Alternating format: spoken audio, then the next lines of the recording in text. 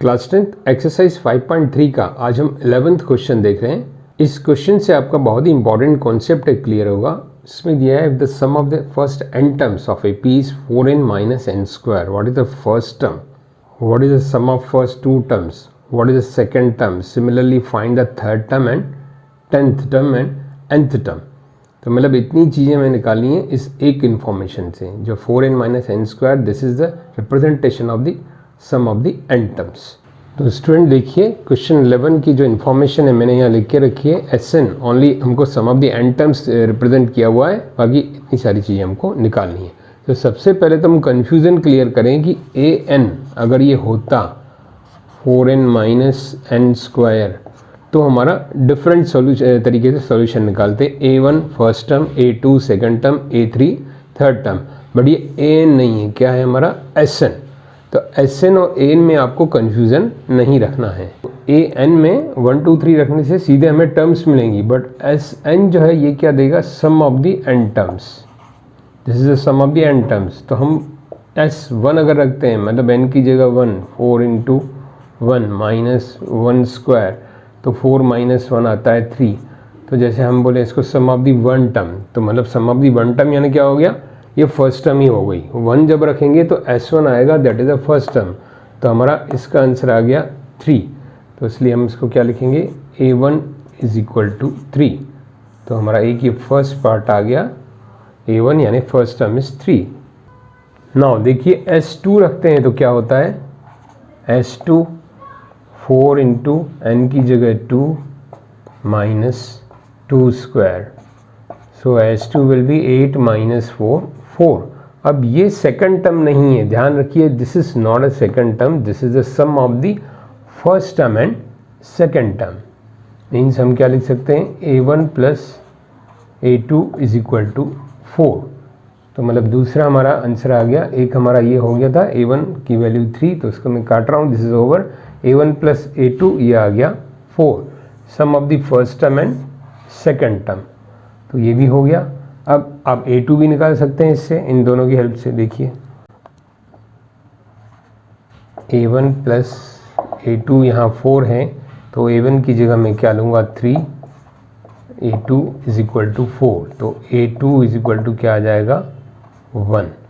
तो ये भी हमारा हो गया, सेकंड टर्म भी आ गई हमारी जो पूछा गया क्वेश्चन में 1। नाउ हम n की जगह 3 रखें, S3 is equal to 4 into 3 minus 3 square. तो S3 is equal to 12 minus 9, यानी कि ये आ गया 3। Sum of the three term is 3, तो we can write here 1 plus second term plus third term is equal to 3। तो अब देखिए स्टूडेंट, यहाँ a1 प्लस a2 यानी कि first term and second term का जो सम है हमारे पास 4 है, उसको मैं पुट कर दूँ तो हमारे पास थर्ड टर्म आ जाएगी। तो a3 इज इक्वल टू क्या हो जाएगा, 3 minus 4 minus 1, means we got the a3 third term. अब स्टूडेंट देखिए यहाँ पर आपका बहुत इंपॉर्टेंट कॉन्सेप्ट क्लियर हो रहा है, ध्यान दीजिए। हमें a2 निकाला, a2 कैसे निकाला, दिस 4 माइनस 3 यानी कि 4 क्या है, sum of the first two terms minus sum of the first term. Means a2 का अगर फार्मूला हमारे पास मिल गया, वो क्या है, S2 माइनस S1। S2 था हमारा 4 और S1 था 3, तो वो आ गया 1। मतलब ये ना करके आप डायरेक्ट भी निकाल सकते हैं, 4 माइनस 3 इज इक्वल टू 1। ऐसे ही यहाँ पर हम अगर ये a1 a2 वगैरह नहीं करें, डायरेक्ट निकालें, a3 क्या हो जाएगा, देखिए स्टूडेंट, जैसे ये a2 है तो क्या करेंगे, a2 S2 minus S1, same 2 फिर माइनस 1। अब a3 है तो क्या करेंगे, S3 माइनस S2।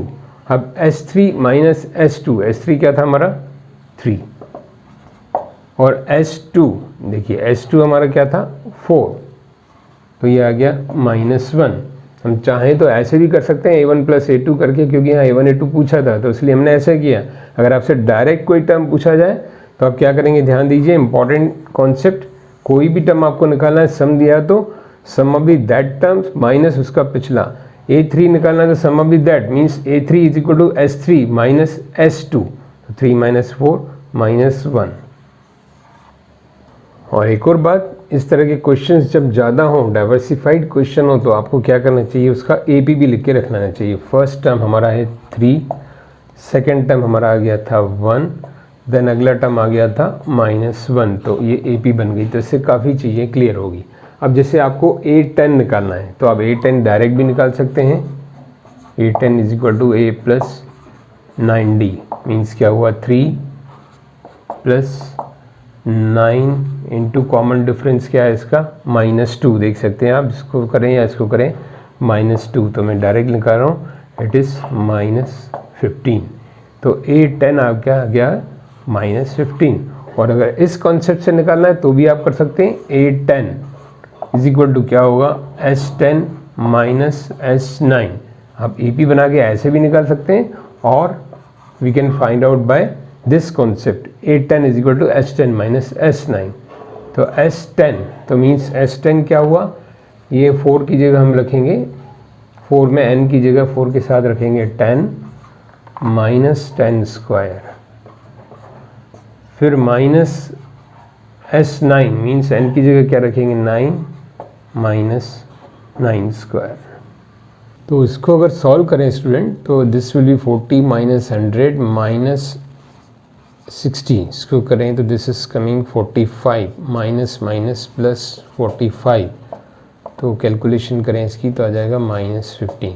तो देख सकते हैं, हमने अगर इस मेथड से निकाला nth टर्म के फार्मूले से तो भी -15 आया, और ये कॉन्सेप्ट हमने किया तो भी आ गया। तो आपको कॉन्सेप्ट ज़्यादा से ज़्यादा होने चाहिए, इससे आपकी नॉलेज बढ़ेगी।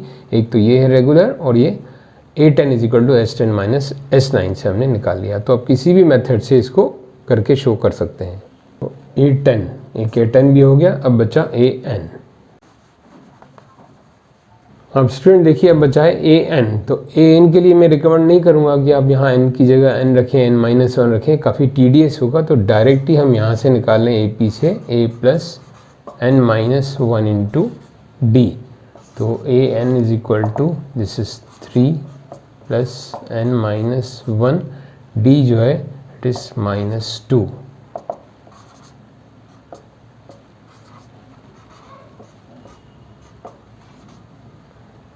So it is coming 5 minus 2n, AN. So this is also over.